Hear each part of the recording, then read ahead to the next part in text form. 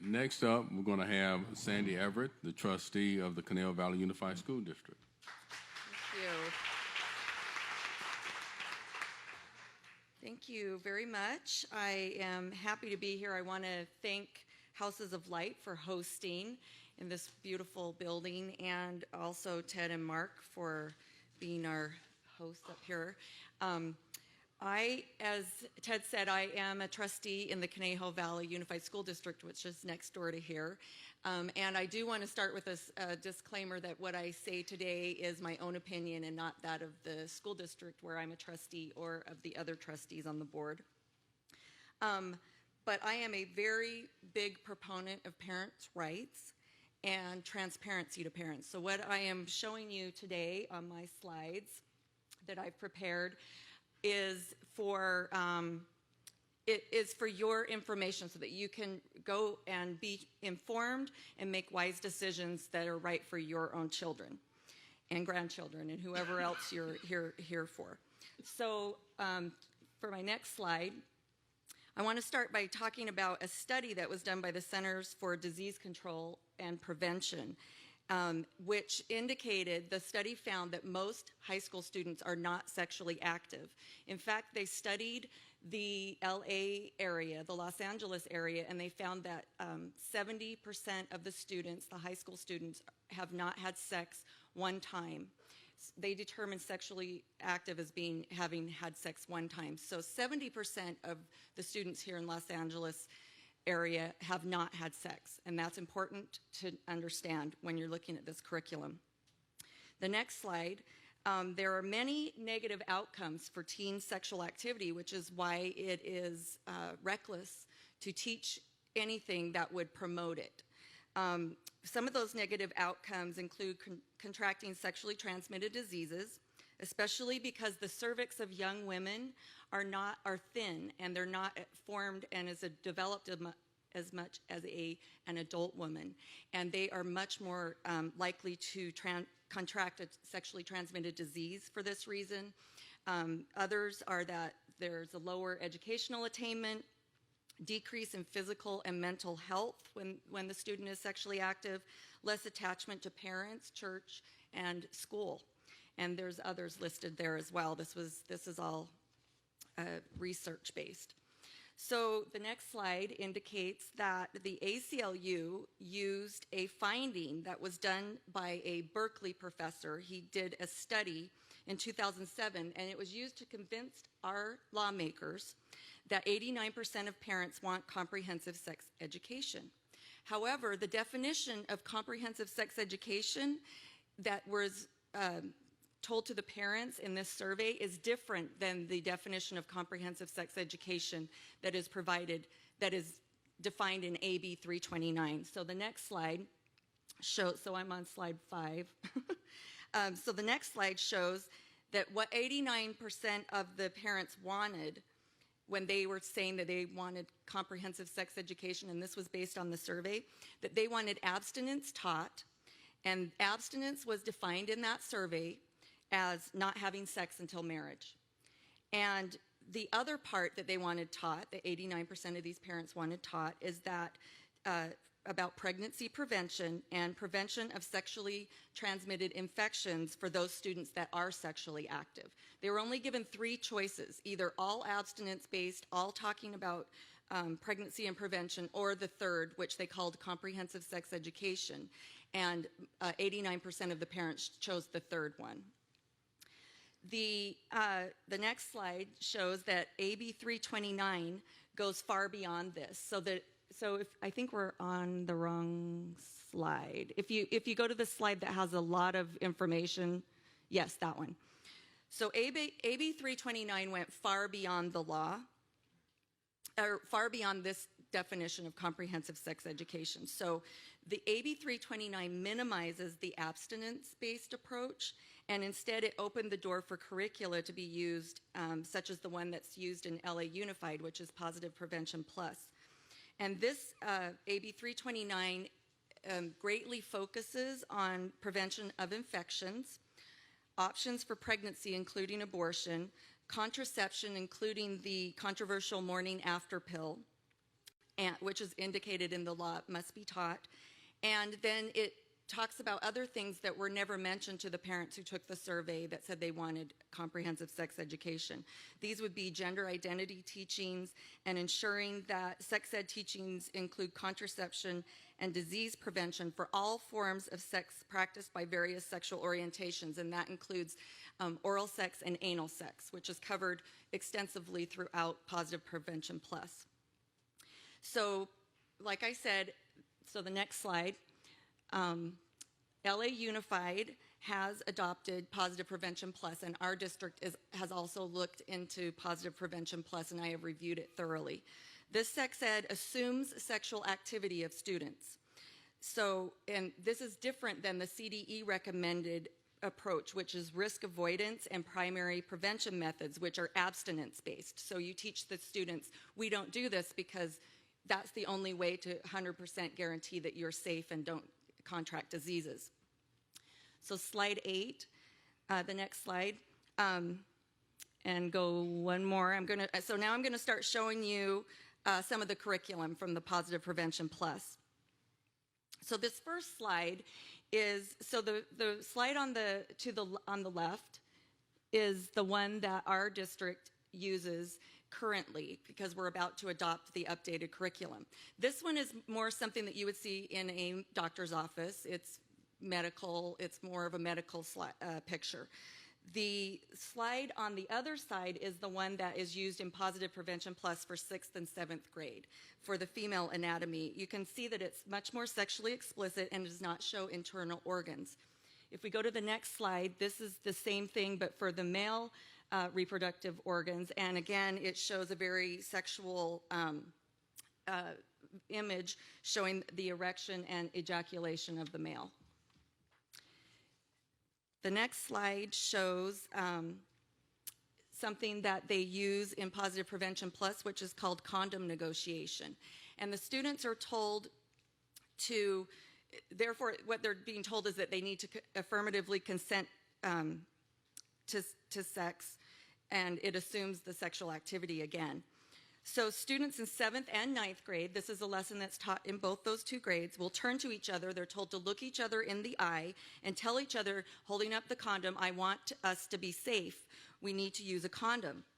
Not only is this embarrassing to students, especially those large percentage of students, in 7th grade, the percentage is much lower than 30% of the kids are sexually active. It's a very small percentage of the kids that have had sex at least once. And so they're told to turn to each other and say, I want us to be safe, so we need to use a condom. The teaching kids that using a condom makes sex safe is medically inaccurate. It gives them a false sense of security because while condoms may be up to 98% effective against chlamydia and gonorrhea, they are very ineffective for other sexually transmitted diseases like herpes, syphilis, and genital warts.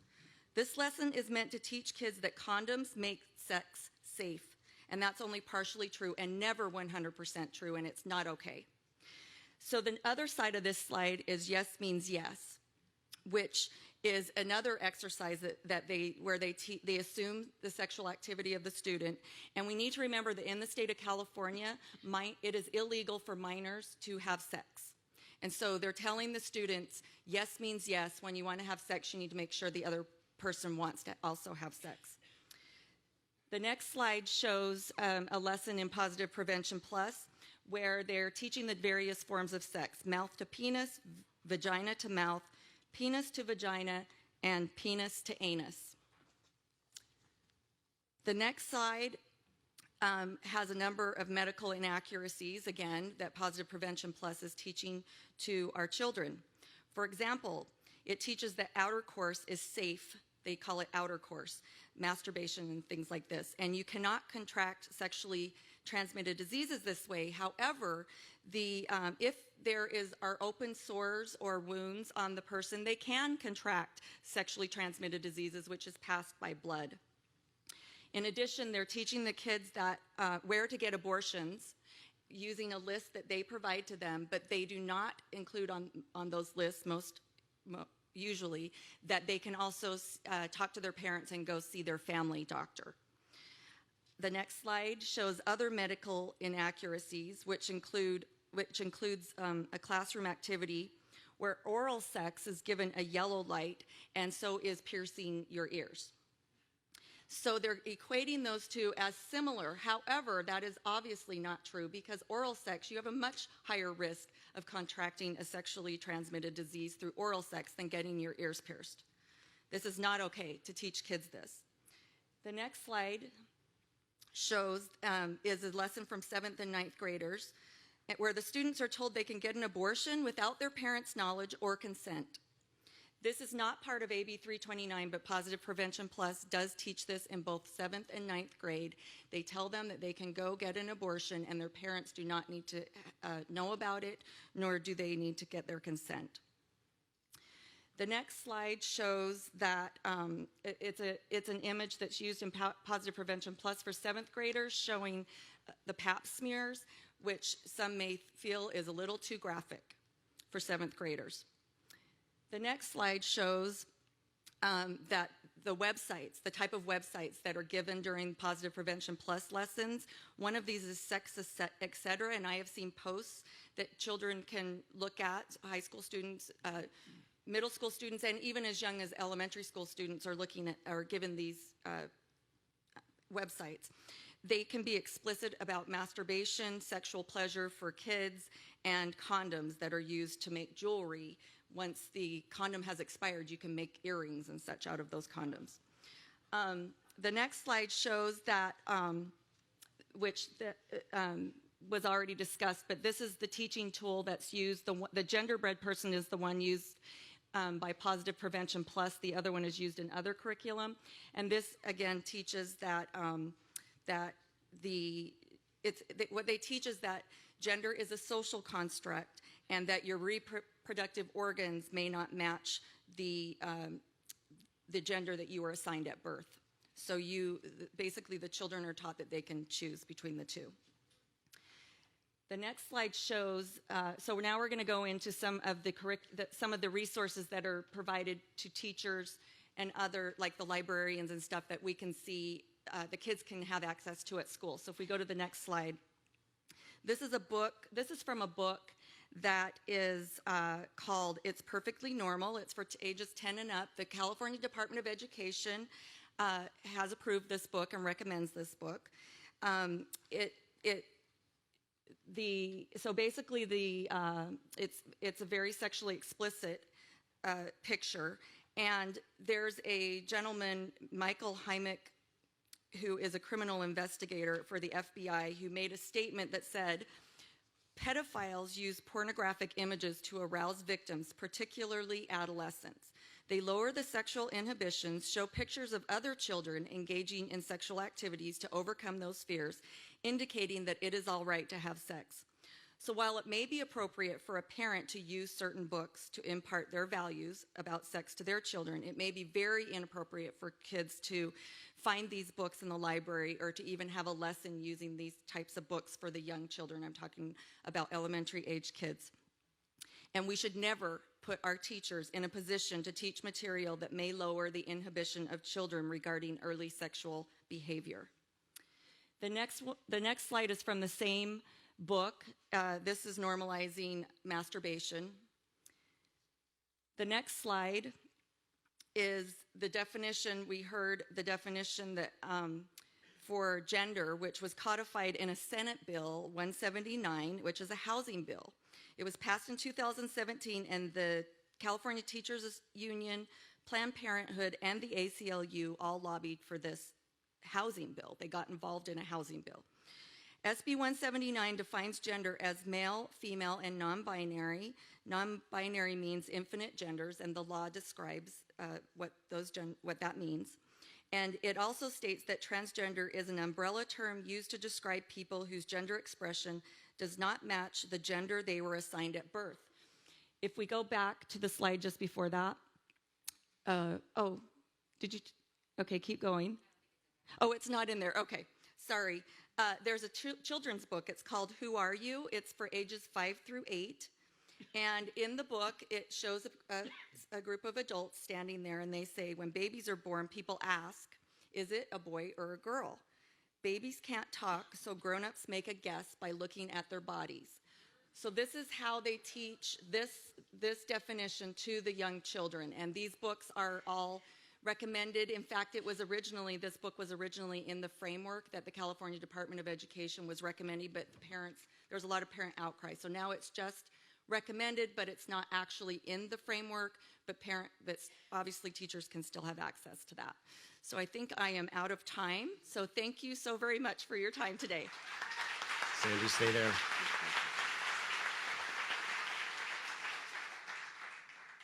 As a grandfather of 11 children and the father of 3 adult children, I'm always very proud to say that my wife was my first, my last, and my forever. Meaning, for everybody who doesn't understand that, I was a virgin when I got married, and I'm very proud of it. The pressure that's put on children in schools now and the acceptance of sexual activity. Now, when you say, 7th grade, these are 12-year-old children, mind you, 11 and 12-year-old children. 11 and 12 years old, you girls had cooties to me. I was interested, I was very, curious, but you still had cooties. I didn't want anything to do with you. Is this normalizing a sexualization of children in schools to a detriment of their psychological well-being? So in my opinion, I have a California license in school counseling and have a master's degree in education. In my opinion, anything that would normalize masturbation, oral sex, anal sex, all of these things to young children is not appropriate for the children to be taught. Now, are there times when children should be taught certain things because they are sexually active? Of course there are. We want them to be safe. But the vast majority of kids are not sexually active, despite what we may hear. So when we hear, we need to have this material because all of the kids are sexually active. Well, the studies show that they are not, and that the vast majority are not. So therefore, I just don't think it's necessary, and I don't really think the teachers want to be put in positions where they're teaching things that are so controversial. You got a question? Yeah. You showed a slide about web resources for teens. Can you give an example from that list of what students might see in some of the outside resources? Yes, so the one that I saw, one of them that stands out to me was a girl who, it said the clitoris and pleasure. And then it talked about having sexual pleasure on your own, like masturbation. And these can be given to kids at very young ages. In fact, I signed myself up for one of the texts that you can get, and I said that I was like 13 or something. So I keep getting these texts, and the text will say things like this, like the clitoris and pleasure, where to go for an abortion. And kids as young as, in elementary school are signing up for these. Parents really need to be checking their phones, and checking your children's phones if they have them, and seeing what kind of text they're getting, because really that's just not appropriate. It's grooming, in my opinion, and it just doesn't, any kind of sexualization of children, it just opens the door for pedophiles. And I understand safety, and I want our kids to be safe. I want every student to be safe, and I do realize that some children are engaged in sexual activity. I want them to be safe. I just don't think that I think we should be very, very careful about crossing the line into grooming, putting our teachers in situations that they don't want to be in. And the parents, the more transparent we are with the parents, it's so much better because they can prepare their kids for these lessons. If the lesson's going to be taught, you want the parents to know exactly what was taught or what's going to be taught. So the parents can say, no, I don't want you to teach that lesson. I'm going to teach that one. Or they can have a follow-up discussion. But this idea of we don't want to be fully transparent, I think that every bit of the curriculum should be available for everyone to view in advance of the kids learning it. All right, I do have one final question. And I think, I'm a father of 5, and I grew up in the South. Now, my question is this. With this current curriculum that's being implemented, we're talking about kids that are at a very early stage in their life where they can be easily affected. Now, don't you think, especially being a counselor, that they're just beginning to try to discover and understand their sexuality? Doesn't this cause confusion? Yes, it can cause confusion. We don't know. That's one of my problems. A lot of this is not tested. Like there should be studies done, and there should be a lot of evidence. All of our curriculum should be evidence-based. Most of it's not. We don't know what the consequences will be of teaching children, say, starting in kindergarten or even pre-K. TK, is a district next to ours that is teaching the kids about gender in TK and telling them, that their parents guessed their gender and those kinds of things. And we don't know what the effects of that will be because it hasn't been studied. And our kids shouldn't be the guinea pigs. My concern is always children first, children's safety, parents' rights, and children's safety. That's what I care about. I want kids to be safe, whether they're not sexually active, whether they are sexually active. I want them to be respected, and I want them to be safe. And I believe that a lot of this curriculum is unsafe. I'm a mother of 5 children myself. I have 2 at high school right now, 3 that have graduated. I want children to be safe, and I understand the world because I have adult children, and I know what's out there. But I do believe that a lot of this curriculum goes far beyond what's necessary. All right. Thank you very much. Thank you very much. Very appreciated. Thank you.